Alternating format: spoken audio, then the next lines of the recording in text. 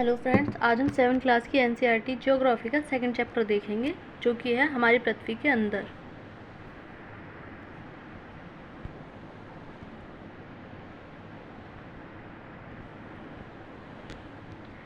तो पृथ्वी के अंदर क्या है, क्या इसका पूरा स्ट्रक्चर है, अंदर से किस प्रकार से बनी हुई है, वो सब देखेंगे हम इसमें। हमारी पृथ्वी एक गतिशील ग्रह है, क्योंकि हमें पता है पृथ्वी हमारी पश्चिम से पूर्व की ओर गति कर रही है। ये घूमती रहती है, स्थिर नहीं रहती है। इसके अंदर एवं बाहर निरंतर परिवर्तन होता रहता है। इसी गतियों से हमने देखा था 6th क्लास में कि किस प्रकार से परिवर्तन होता है। क्या आपने कभी सोचा है कि पृथ्वी के आंतरिक भाग में क्या है, पृथ्वी किन पदार्थों से बनी है? क्योंकि इसके अंदर कुछ ना कुछ तो होगा, कुछ तो पदार्थ होंगे इसके अंदर। उस सब के बारे में हम इसमें जानेंगे। विश्व की सबसे गहरी खान दक्षिण अफ्रीका में स्थित है तथा इसकी गहराई लगभग 4 किलोमीटर है। तेल की खोज में इंजीनियर 6 किलोमीटर गहराई तक खोद चुके हैं। पृथ्वी के केंद्र तक पहुंचने के लिए जो बिल्कुल असंभव है, यानी कि पृथ्वी के केंद्र में नहीं पहुंचा जा सकता। आपको समुद्र की सतह पर 6000 किलोमीटर गहराई तक खोदना होगा, जो कि असंभव है। यानी कि हम पृथ्वी के अंदर केवल 6 किलोमीटर तक खोद पाए हैं, जबकि हम अंतरिक्ष में कई लाख किलोमीटर तक दूर जा चुके हैं। पृथ्वी का आंतरिक भाग, ये हमारी पृथ्वी है। पृथ्वी का आंतरिक भाग, इसमें क्या क्या है? आंतरिक क्रोड, जो कि पृथ्वी का सबसे जो अंदर वाला भाग होता है उसको हम आंतरिक क्रोड कहते हैं। ये बाहरी क्रोड, और ये इसका मेंटल, ये हमारी जो होती है भूपर पट्टी, जिसको हम स्थलमंडल कह देते हैं, जिस पर हम रह रहे हैं। ये इसकी सीमा, बाह्य, ये इस प्रकार से बटी हुई होती है भूपर पट्टी, मेंटल और क्रोड में। इसको हम नाभिक भी कह देते हैं, इस वाले भाग को, इसको नाभिक भी कहा जाता है। इस प्रकार से पृथ्वी की संरचना पूरी बनी हुई है, और ये अंदर से बहुत इसका टेम्परेचर हाई होता है। पृथ्वी का आंतरिक भाग, यह प्याज की तरह पृथ्वी भी एक के ऊपर एक संकेंद्री परतों से बनी है। जिस प्रकार से प्याज के ऊपर छिलके व छिलके होते हैं, इसी प्रकार से पृथ्वी में भी लेयर बनी हुई है, परत बनी हुई है। पृथ्वी की सतह की सबसे ऊपरी परत को परपट्टी कहते हैं, जो कि हमने स्थलमंडल में देखा था, जिस पर हम रह रहे हैं। जो चट्टानों से बना हुआ होता है, महीन कड़ों से मिलकर बना होता है, जिस पर हम घर मकान बनाते हैं, सड़क बनाते हैं, चलते फिरते हैं, जिस पर हम रह रहे हैं, उसको हम परपट्टी कहते हैं। यह सबसे पतली परत होती है। यह महाद्वीपीय संहति में 35 किलोमीटर एवं समुद्री सतह में केवल 5 किलोमीटर तक है। यानी कि जो हमारी भूपर पट्टी होती है वो भी दो प्रकार से है, एक तो होती है महाद्वीपीय और एक होती है महासागरीय। महाद्वीपीय वाली जो होती है वो थोड़ी मोटी होती है, जिसकी यहाँ पर मोटाई बताई गई है 35 किलोमीटर, और ये होती है 5 किलोमीटर। ये गहरा है, ये इसकी पतली परत है, तो ये गहरा रह गया इससे, इसी कारण से यहाँ पानी भर गया। और ये मोटी है तो ये ऊंची हुई, तो यहाँ पानी नहीं भर पाया। इसलिए जो हमारे महाद्वीप है उनकी परपट्टी मोटी होती है, और जो हमारे महासागर हैं उनकी परपट्टी पतली होती है। महाद्वीपीय संहति मुख्य रूप से सिलिका एवं एल्यूमिना जैसे खनिजों से बनी है। यानी जो हमारा महाद्वीपीय परपट्टी है वो किससे बनी है? वो सिलिका और एल्यूमिनियम से बनी है। इन खनिजों से मिलकर बनी है, इसलिए इसे क्या कहते हैं? सियाल। इसलिए इसको सियाल कहा जाता है। सिलिका तथा एल्यूमिना कहा जाता है। महासागर की परपट्टी मुख्यतः सिलिका एवं मैग्नीशियम की बनी है। जो हमारी महासागर की परपट्टी है वो किसकी बनी है? वो सीमा भी इसको कह दिया जाता है। सिलिका और मैग्नीशियम की ये बनी हुई है। जो हमारी महाद्वीपीय है वो सिलिका और एल्यूमिना की बनी है, और जो महाद्वीपीय परपट्टी है वो सिलिका और मैग्नीशियम की बनी हुई है। तो इस प्रकार से दोनों के अलग अलग खनिज हैं इसमें। यहाँ पर एक चित्र दिया गया है जिसमें दिखाया गया है कि महाद्वीपीय परपट्टी, ये महाद्वीप और ये महाद्वीपीय परपट्टी किस प्रकार से इसकी मोटाई है, यहाँ पर देख सकते हैं। और जो महासागर है उसकी परपट्टी किस प्रकार से पतली है। महासागर है, इतनी जगह तो इसके पानी ने ही घेर ली, और इतनी जगह में बस ये इतनी सी परपट्टी में है, तो ये मोटी होती हैं और ये पतली होती हैं। इस प्रकार से महासागर और महाद्वीप बटे हुए हैं।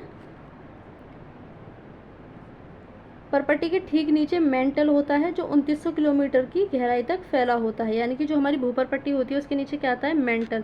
फिर उसके नीचे क्रोड आता है। इसमें अपर मेंटल और लोअर मेंटल करके, इनर कोर और जो आउटर कोर है उसमें करके ये बटे होते हैं। इसकी सबसे आंतरिक परत क्रोड है। इसको नाभिक भी बोल देते हैं, क्रोड को, जिसकी त्रिज्या लगभग 3500 किलोमीटर है। यह मुख्यतः निकल एवं लोहे की बनी होती है, क्योंकि हमें पता है जो निकल और लोहा है ये भारी धातु हैं, भारी पदार्थ हैं, तो ये भारी होने के कारण पृथ्वी के केंद्र में चले गए हैं, क्योंकि जो भारी चीज़ें होती हैं वो नीचे बैठती हैं, जो हल्की होती हैं वो ऊपर आ जाती हैं। अब ये निकल और लोहा जो है, जो निफे है, वो भारी है, इसीलिए ये पृथ्वी के केंद्र में चले गए, इसे निफे कहते हैं, निकल तथा फेरस। केंद्रीय करोड़ का तापमान एवं दाब काफ़ी उच्च होता है और यहाँ पहुँचना असंभव होता है। पृथ्वी के आयतन का केवल 1% हिस्सा ही परपट्टी है, 84% मेंटल एवं 15% हिस्सा क्रोड है। पृथ्वी की त्रिज्या 6371 किलोमीटर है, यानी कि जो हमारा पृथ्वी है वो एक मतलब गोले की नुमा मानी जाती है, तो जो व्यास होता है वो पूरी उसकी लंबाई को मापा जाता है, कहीं से भी माप लो वो बराबर होती है, तो व्यास का आधा क्या होता है, त्रिज्या होती है, तो त्रिज्या कहीं से भी माप लो बराबर ही बैठती है। अब यहाँ पर दिए गए हैं शैल एवं खनिज, यानी कि हम शैलों के बारे में पढ़ेंगे, शैल कितने प्रकार के होते हैं, क्या होती हैं, क्या इनका लाभ है, वो सब देखेंगे। पृथ्वी की परपट्टी अनेक प्रकार के शैलों से बनी है। पृथ्वी की परपट्टी बनाने वाले खनिज पदार्थ के किसी भी प्राकृतिक पिंड को शैल कहते हैं। शैल एक प्रकार की चट्टानों को कहते हैं। शैल विभिन्न रंग, आकार एवं गठन की हो सकती हैं। अब इनको भी 3 भागों में बांटा गया है। मुख्य रूप से शैल 3 प्रकार की होती हैं, आग्नेय इग्नियस शैल, अवसादी सेडिमेंट्री शैल एवं कायांतरित मेटामॉर्फिक शैल। अब हम इन्हें देखेंगे कि कौन कौन सी होती हैं, किस किस प्रकार से ये बनती हैं।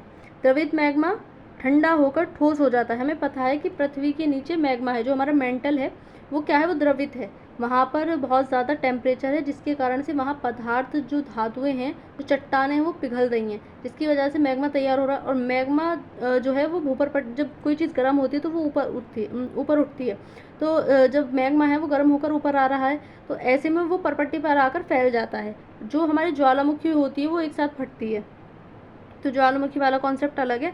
लेकिन जो चट्टान बन रही हैं वो पृथ्वी के जो भूपरपट्टी है उसके अंदर से मैग्मा धीमे धीमे आकर फैलता रहता है, जिससे एक चट्टान तैयार होती है, जिसको हम आग्नेय चट्टान कहते हैं। ये इसको प्राथमिक चट्टान भी कहा जाता है। इस प्रकार बने शैल को आग्नेय शैल कहते हैं। इन्हें प्राथमिक शैल भी कहते हैं। आग्नेय शैल 2 प्रकार की होती हैं, अंतर्भेदी शैल एवं बहिर्भेदी शैल, यानी इसमें भी बांट दिया।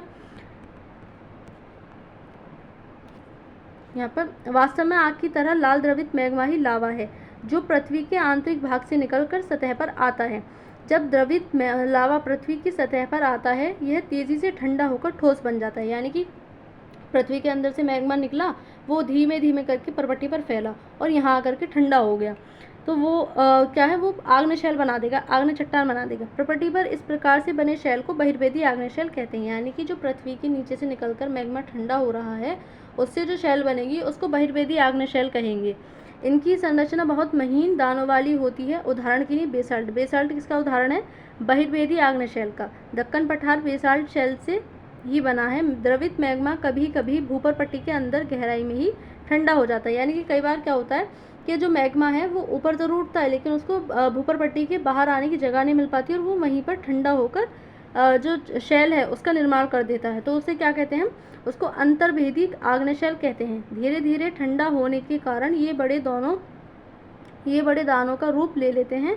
ग्रेनाइट ऐसे ही शैल का एक उदाहरण है, यानी ग्रेनाइट जो है वो कौन सी शैल है, अंतर्भेदी आग्नेय शैल। लेई या मसालों तथा दानों का चूर्ण बनाने के लिए जिन अपघर्षण पत्थरों का उपयोग होता है वे ग्रेनाइट से बने होते हैं। यहाँ पर इनके शब्दों को दिया गया है,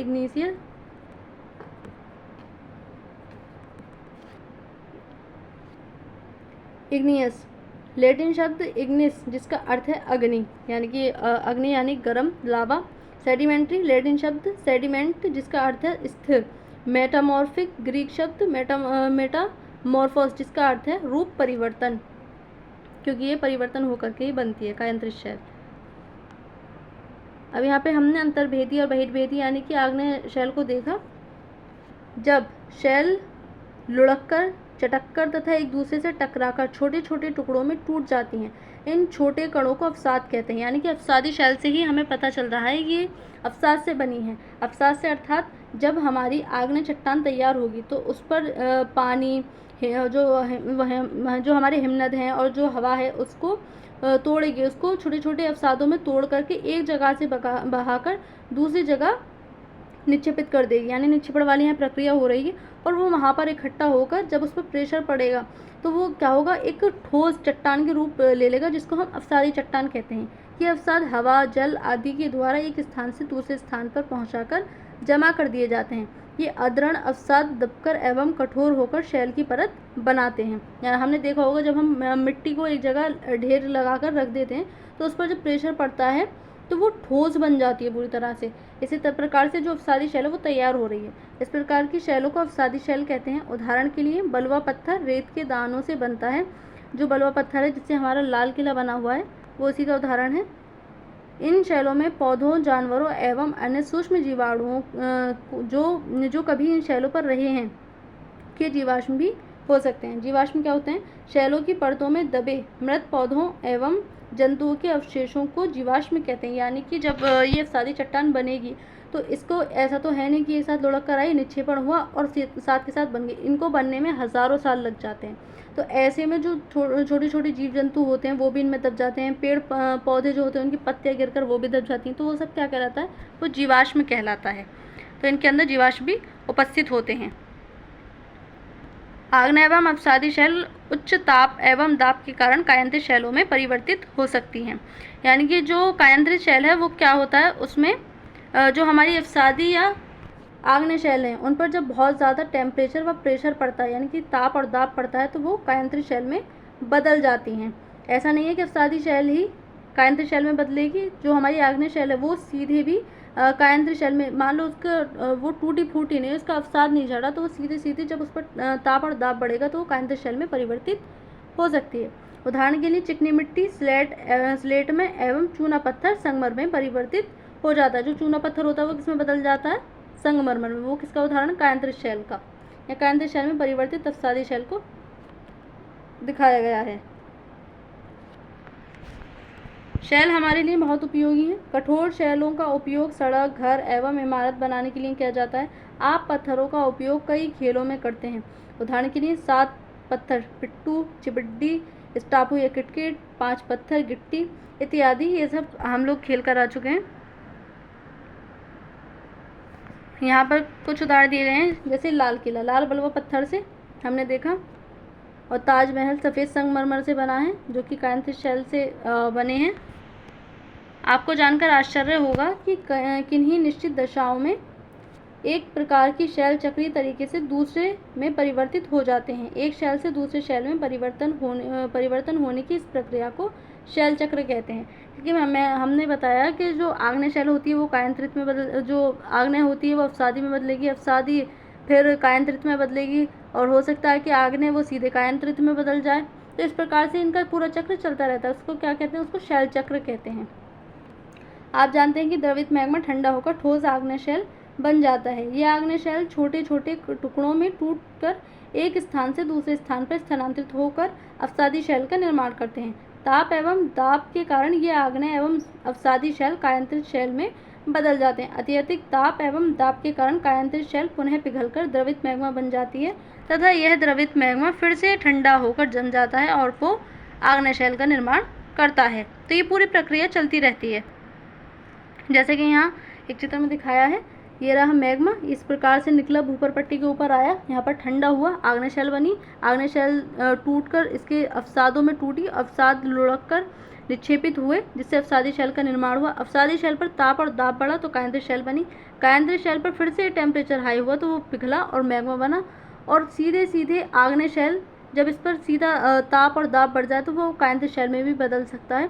इस प्रकार से ये पूरी प्रक्रिया चलती रहती है। शैल विभिन्न खनिजों से बनी होती हैं। खनिज प्राकृतिक रूप में पाए जाने वाले पदार्थ हैं जिनका निश्चित भौतिक गुणधर्म एवं निश्चित रासायनिक मिश्रण होता है। खनिज मानव जाति के लिए बहुत महत्वपूर्ण है। कुछ का उपयोग ईंधन की तरह करते हैं। कोयला, प्राकृतिक गैस एवं पेट्रोलियम, क्योंकि चट्टानों में से, खनिजों में से ये चीज़ें निकाली जाती हैं। इनमें धातु मिलती हैं। ये बहुत इनमें खनिज पदार्थ मिलते हैं, जो माइनिंग होती है वो इनमें से की जाती है। इनका उपयोग उद्योगों, औषधि एवं उर्वरक में भी होता है, जैसे लोहा, एल्यूमिनियम, सोना, यूरेनियम आदि। तो ये सब चीज़ें हमें चट्टानों से प्राप्त होती हैं। तो इसमें हमने देखा किस प्रकार से शैल बन रही हैं, कौन कौन किस 3 प्रकार की शैल होती हैं, क्या इनका उपयोग है, ये सब हमने इस चैप्टर में देखा। ये इस चैप्टर में इतना ही था। Thank you.